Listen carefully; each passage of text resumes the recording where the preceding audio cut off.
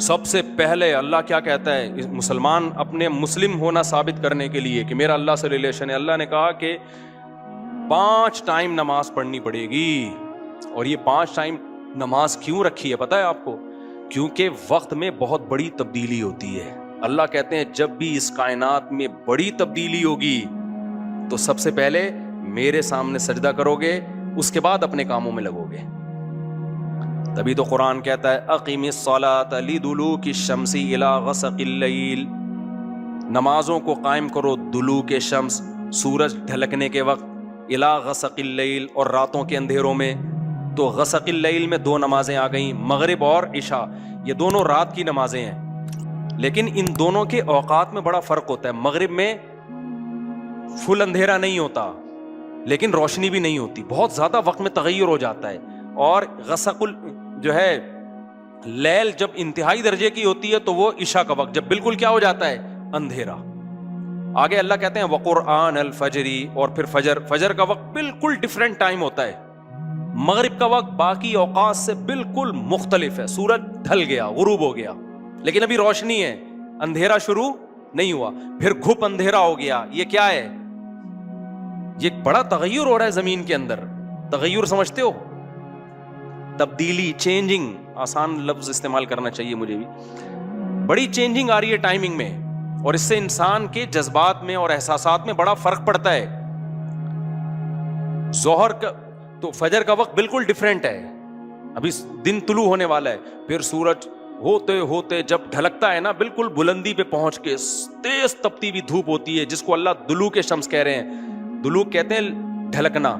تو سورج کا جو ڈھلکنا ہے نا، بلندی پہ جا کے لڑکنا نیچے، اس کو کیا کہتے ہیں؟ اس میں اللہ نے 2 نمازوں کا ذکر کر دیا، ظہر اور عصر.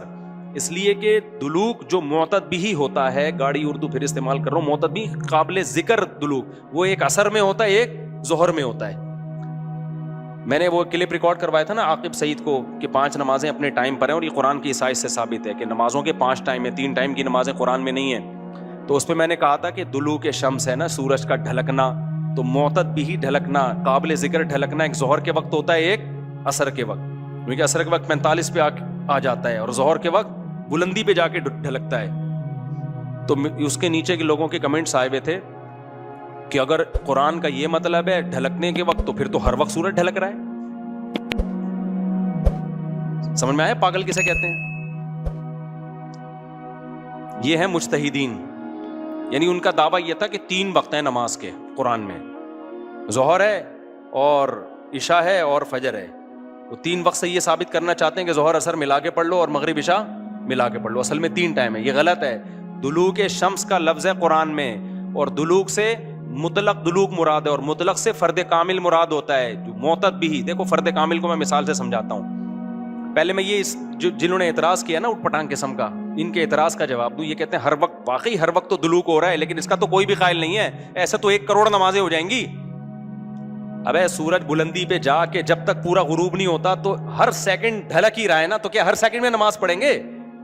تو ظاہر ہے قرآن وہ بات کرے گا جو انسانوں کے فہم کے مطابق ہوں گی. تو اس سے صاف پتہ چلتا ہے وہ ڈھلکنا مراد ہے جو قابل ذکر ڈھلکنا ہو. تو قابل ذکر ڈھلکنا جس کو اصطلاح میں کہتے ہیں معتد بھی ڈھلکان، وہ جب ہے جب بلندی پہ جا کے پہلی دفعہ ڈھلکنا شروع ہو اور پھر 45 کے زاویے پہ آ جائے. اس سے زیادہ ڈھلکان والی نماز حدیث سے ثابت بھی نہیں ہے.